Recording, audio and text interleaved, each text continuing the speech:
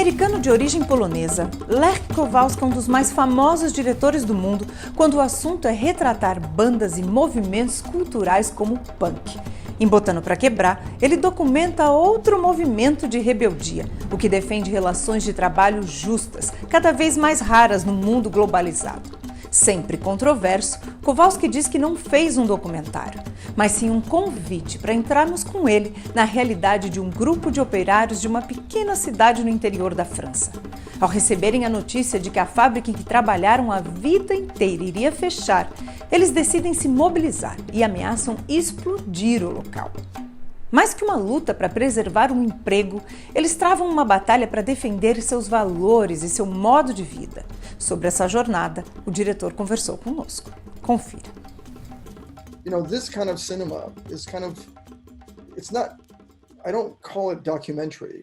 I call it, because it's not, because when people think of documentary, they think of television style of reportage, you know. It's not that. It's kind of entering into a reality and allowing faces to be shown that are never shown on television and never are very rarely shown in cinema, because cinema is made to make money, and they want stars and they don't want to see these kind of faces. So this film is kind of like the Italian neo-realist films of the 1950s. It has that kind of flavor to it, and the camera work, etc., is really important. It's kind of like I try to immerse myself, but also wanted to take the audience on a journey with me, you know, to meet these people without saying, okay, this guy is a good guy, this guy is a hero, and this is how you have to think. In this film, I tried not to tell people how to think. I put in a little bit of voiceover, which I do in some films. The voiceover is there in order to give people a different way to look at things. So how do you see work in this environment, you know?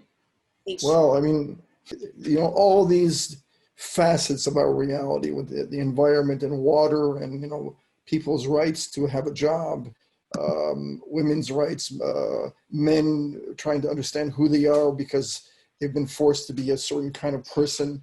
All these things are part of a big insanity that is now sort of been globalized. And in France, which is an advanced country with a huge history of social justice and all these rules and regulations that workers they didn't just happen. They've evolved over a long period of time. Well, all that is being cut down. All that is being cut down. And these particular workers were one of the few in France who said, okay, we can't take this anymore, and we're going to challenge the system. And the challenging the system in France is challenging two things. It's challenging the government, which is very abrasive. It doesn't care about anybody except for their power, and also the corporate system, which works with the government. And at the same time, from a historical point of view, going back to 2007, 8, the government invested a lot of money in these companies to save them, to help them out. So the overlap between democracy, socialism, fascism, the corporate system, it's all mixed up and it's very complicated. So the essence of this film is really about the idea of fighting, which I think that this idea in a lot of ways in Western society, fighting by the common man, is kind of fallen to the wayside because, in fact, people don't know where to turn to, who to fight. What these workers did out of a great deal of frustration, and what got my attention, got me there, was they threatened to bomb the factory. There's a feeling that we can't win, that the people cannot win. So they're afraid. But there's a group here, in the core group of these people, who are not afraid, and they sort of pulled this whole thing along, So they became kind of de facto heroes in France. I really admire you for your films about music and the punk movement. And the punk, for me, it's about resistance, and it's a cultural movement. How do you connect your previous film and your way of looking at them? The punk movement, if you want to call it that, it was a small group of people sticking together and saying, hey, we want to do our own kind of music. We don't want to buy the stuff. And you know, I even told these workers, you know, you guys are like punks, you know, you got together and you want to do something, you want to shake this thing up. And instead of playing music, you know, you work on machines. And that's what these workers at GMS are trying to take the whole thing into another kind of direction, away from capitalism, away from this kind of corporatized government reality that is being sort of imposed on us. I think this system dehumanizes everybody. And at the end of the day, I don't think it's good for the companies. You know, we've been shooting a film here for the last 4 months in France around this. And I noticed one thing, yes, people are afraid, but at the same time, they're saying, okay, there's something going on. We can participate. We can fuck the system. We can take the measures in our own hands and you know, feed the people, et cetera, et cetera. We don't need the government. And by saying that, the government gets very nervous.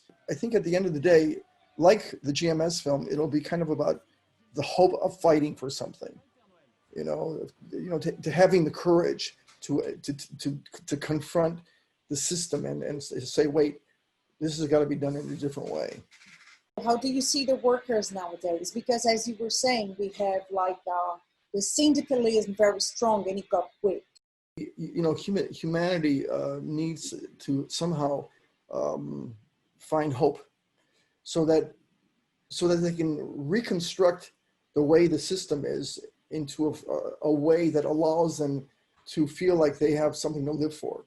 So these people are the ones who are saying, wait a second, what is life about? And some of those factories are being closed down, and they're reopening in Mexico or even in Brazil or other places where the labor laws are less stringent and people make less money, and they can still ship these cars around the world and still make a lot of profit on it, you know. We were told, especially the new generations, that syndicalism, you know, trade unions are just taking our money.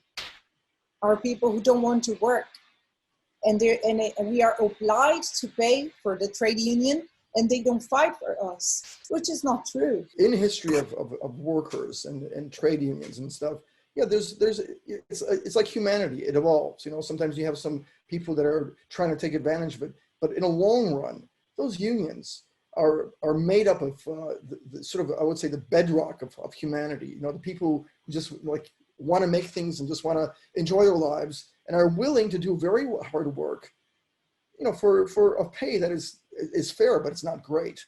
The big supermarket chains came in, the French supermarket chains, Carrefour, et cetera, these big monsters, and they're huge. And they came in there and they said to the workers, okay, we'll hire you. McDonald's, same thing. We'll hire you, but you have to work 6 days a week. You only get, 30 minutes for lunch. You have to ask 3 times a day to go to the toilet. I mean, and these were because they were not unionized. You know what I mean? So these corporations come in and they take over and they make their own rules and regulations. And the people who are there, they're happy to have a job because they haven't had jobs before. So all this is in play right now, and where it's going, well, I don't know where it's going because I'm not sure where the whole manufacturing thing is leading into anyways because of the whole ecological reality. But all this stuff has to change, all of it. Do you think that this COVID crisis provoked or made it stronger, these changes, this struggle for new ways of organizing ourselves? Well, I mean, look, it's hard to say this world, there's billions of people dealing with this, but I can see in places where I saw with my own eyes and heard from friends of mine where good things are coming out of it. There is a kind of a new awareness being born because of this. And as this stretches longer and longer, people are realizing that this thing is not going away, that this is something that's going to be here. And they're examining the reasons why the COVID thing happened. And it's all connected to the environment and to governmental lies. And this is making the power structure weaker because the power structure, in fact, is weak. And that's why they lie so much. The more people lie, the weaker they are. And I'm sure that Brazil, you understand that very well. Was it difficult to have access to the places like there is a moment there when the police, puts everybody together, like they just throw people away. In a film like this, you're filming the workers, right? But I also wanted to have for the world, the audience, to see what the workers are saying, right? So in that scene where they're in this public building, the workers occupied it, I wanted to film what they saw, and they saw a lot of police with weapons. When they came in, they saw me there. They singled me out with the camera. And they said, "Okay, you have to go." And I just said, "Pourquoi?" I said, "Why? Why do I have to go? And why about that?" Because there were other journalists in that room, and they were just filming us, right? So they grabbed me and they carried me out, and I was arrested. It was ridiculous. I was the only one in prison. I was in there by myself.